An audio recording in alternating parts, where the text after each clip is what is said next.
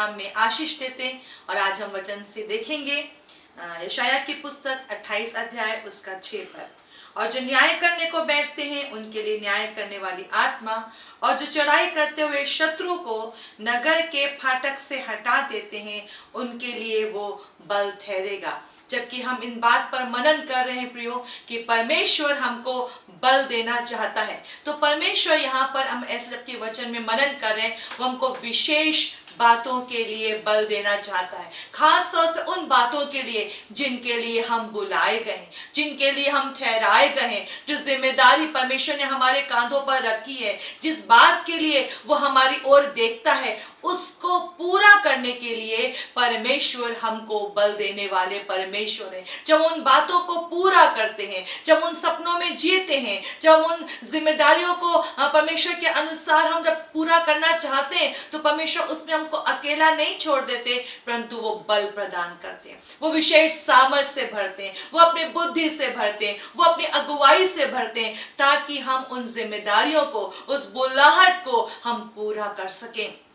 सिर्फ इतना ही नहीं प्रियो, जिन परिस्थितियों में आप अभी हैं, आप बिल्कुल सही है वहां पर बदलाव लाने के लिए। कई बार हम भाग जाना सोचते हैं, कई बार हम बचने की सोचते हैं, कई बार हम ये सोचते हैं कि हम कहाँ फंस गए, कौन सी दिक्कत हमारे सर पर आ गई। प्रियो, यदि आप परमेश्वर की ओर देखेंगे तो आप बिल्कुल सही जन है यहाँ पर बदलाव लाने के लिए। आप बिल्कुल सही वो व्यक्ति हैं जो यहाँ पर एक बड़ी विजय को ला सकते हैं, शत्रु को पीछे खदेड़ सकते हैं, यदि आप परमेश्वर की निगाह से अपने आप को देखना शुरू करें। यदि आप परमेश्वर की नजर से आप परमेश्वर को देखें और उससे बल को पाएं, उससे सामर्थ को पाएं, उससे अभिषेक को पाएं, आप बिल्कुल सही जन हैं।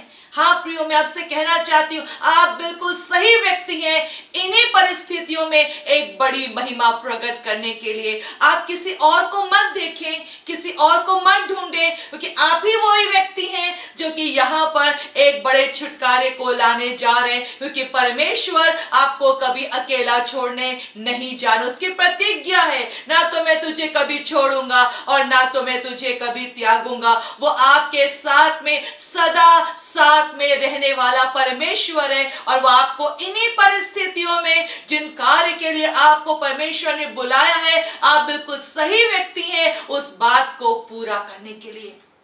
आपको लग रहा है यहाँ पर मुझे क्या करना है, आप परमेश्वर की ओर देखें, आप परमेश्वर की ओर देखें, क्योंकि परमेश्वर पिता आपको एक जिम्मेदार जन के रूप में देखते हैं। परमेश्वर पिता आपको एक विशेष जन के रूप में देखते हैं जो उसकी इच्छा को पूरा करने के लिए बिल्कुल सही जन है, बिल्कुल सही जन है। हो सकता है अभी दिमाग में कई कई ऐसे विचार आ रहे हैं जो डरा रहे हैं, जो घबरा रहे हैं, जो व्याकुलता को पैदा कर रहे हैं। यदि आप परमेश्वर की ओर देखेंगे तो आप पूरी तरीके से इस बात को समझ जाएंगे कि हाँ, उसने जो प्रतिज्ञा की है कि मैं तुझे बल दूंगा, तो सच में प्रियो आप परमेश्वर से बल को प्राप्त करने जा रहे हैं। वो महान परमेश्वर है और वो कभी नहीं छोड़ता है। हम एक और पद को देखेंगे, भजन संहिता उसका 29 अध्याय और उसका 11 पद। यहाँ पे लिखा है, यहोवा अपनी प्रजा को बल देगा, यहोवा अपनी प्रजा को शांति की आशीष देगा। परमेश्वर की ये प्रतिज्ञा है।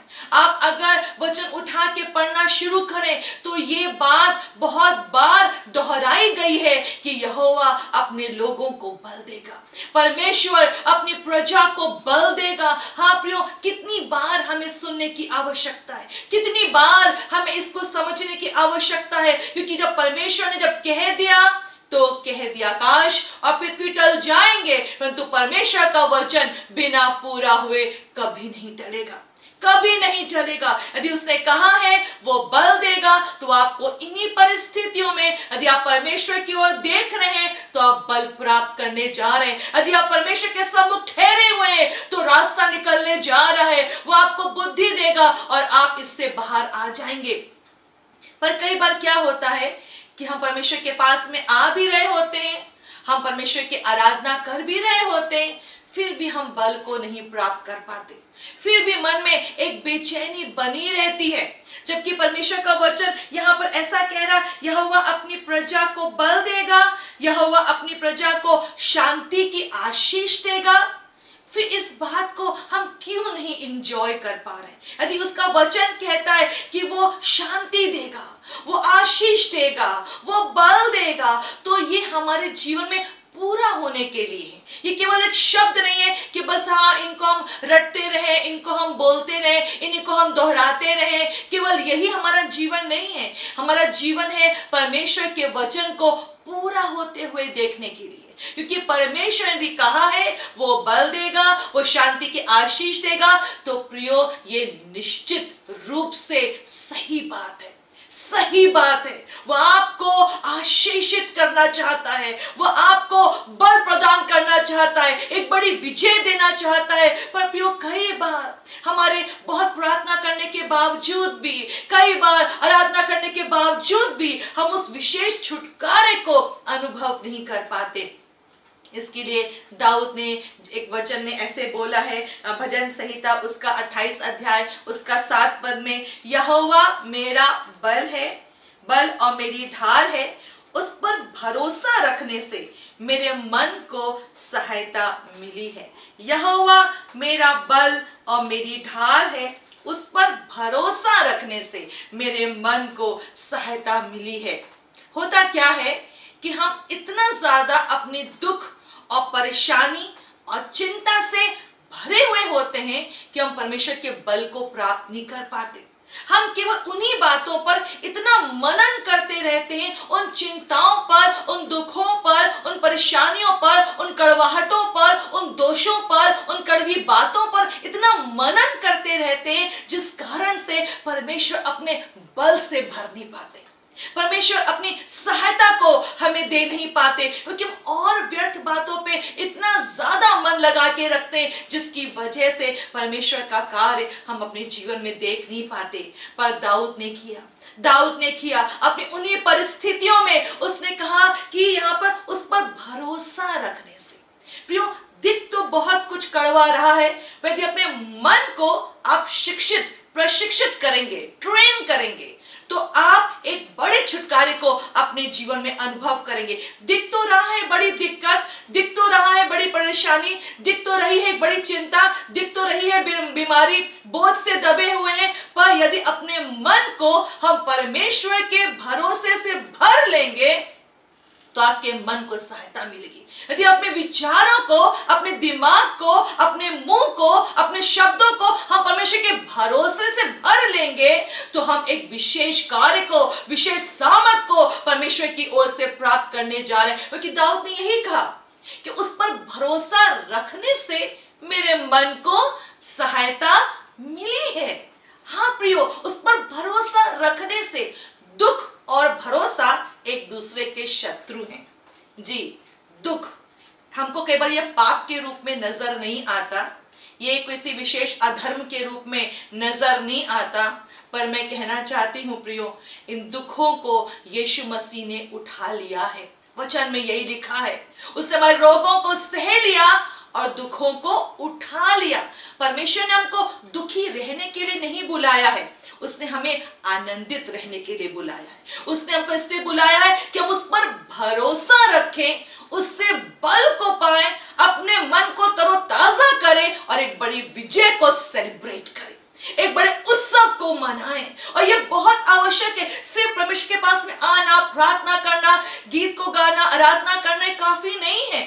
क्या आपका मन, आपके शब्द, आपके विचार, आपके कार्य, हम सबका जीवन क्या उस भरोसे से भरा हुआ है? यह हम सबको सोचने की आवश्यकता है। क्योंकि यदि हमारा मन परमेश्वर के प्रति भरोसे से भरा है, यदि हमारे मुंह के शब्द परमेश्वर के प्रति भरोसे से भरे हुए हैं, तो हम एक विशेष बल को पाने जा रहे हैं, एक विशेष छुटकारे को पाने जा रहे हैं। और इसी से हमारा मन संभला रहेगा, गलती नहीं होने पाएगी, चूक नहीं होने पाएगी, हम हारने नहीं जा रहे, हम हताश होने नहीं जा रहे, हम लगातार दुखी रहने नहीं जा रहे। अब बस ये हमको अपने आप से कहना जरूरी है। हम उन बातों पे मनन करेंगे जिससे हमारा मन संभले, हम उन बातों पे मनन करेंगे जिन बातों से हमारा मन दृढ़ हो, हियावी हो और एक परमेश्वर के बड़े बल को हम प्राप्त कर सकें। परमेश्वर हमें बल देना चाहता। दाऊद ने बहुत खूबसूरत तरीके से इस बात को कहा, यहोवा मेरा बल है, वो मेरी ढाल है, वो उस पर ऐसे लिखा, भरोसा रखने से मेरे मन को सहायता मिली है, मेरा मन संभला है, मेरा मन दृढ़ हो गया। प्रभु चाहते हैं हम भी इन्हीं बातों को अनुभव करें। प्रभु चाहते हैं हम भी इन्हीं बातों में ऐसे अपने मन को आनंद से भरता हुआ देखने पाए। वो नहीं चाहते प्रियो कि हम आंसू में रहे, पर आवश्यकता क्या है? हमें अपने मन को परमेश्वर के प्रति भरोसे से भर लेना। यदि उसने कहा है कि मैं तुझे बल दूंगा, तो वो आपको हर उस बात को पूरा करने के लिए बल देंगे जिसके लिए परमेश्वर ने आपको बुलाया है, हमको बुलाया है, जिम्मेदारियां दी हैं। जिन परिस्थितियों में हैं आप, ये कोई इत्तेफाक नहीं है। आप जिन परिस्थितियों में हैं वहां से भागने की कोशिश मत करें, वहां से बचने की कोशिश मत करें।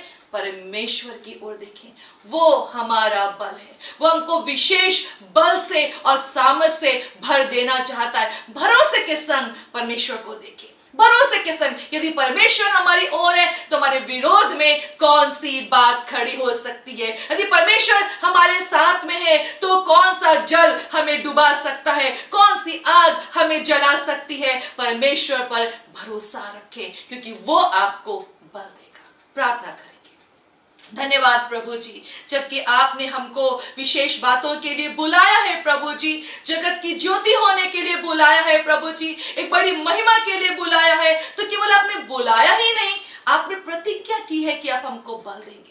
मेरे सारे लोगों को प्रभु, जिन भी घाटियों में अभी वो हैं, जिन भी परिस्थितियों में वो है प्रभु, आप उनको एक जिम्मेदार जन के रूप में देख रहे हैं कि यहाँ पर वो आपसे बल पाए और एक विशेष बदलाव को लेकर आए, विशेष छुटकारे को लेकर आए, आनंदित होने पाए, वातावरण को बदल दें। प्रभु हम धन्यवाद करते हैं कि आपकी प्रतिज्ञा जो सदा हमारे जीवन में पूरी होती रहती है। हम विश्वास करते कि प्रभु आप हमको बल देने वाले प्रभु, मेरे सारे प्रियो को प्रभु अपने बल से, अपने उस विशेष योग्यता से भर दें कि वो विजय को अपने जीवन में सेलिब्रेट कर सके। धन्यवाद करते हैं, उस प्रार्थना को हम यीशु के नाम से मांगते हैं। आमीन आमीन। प्रभु आपको आशीष दे। जय मसीह की।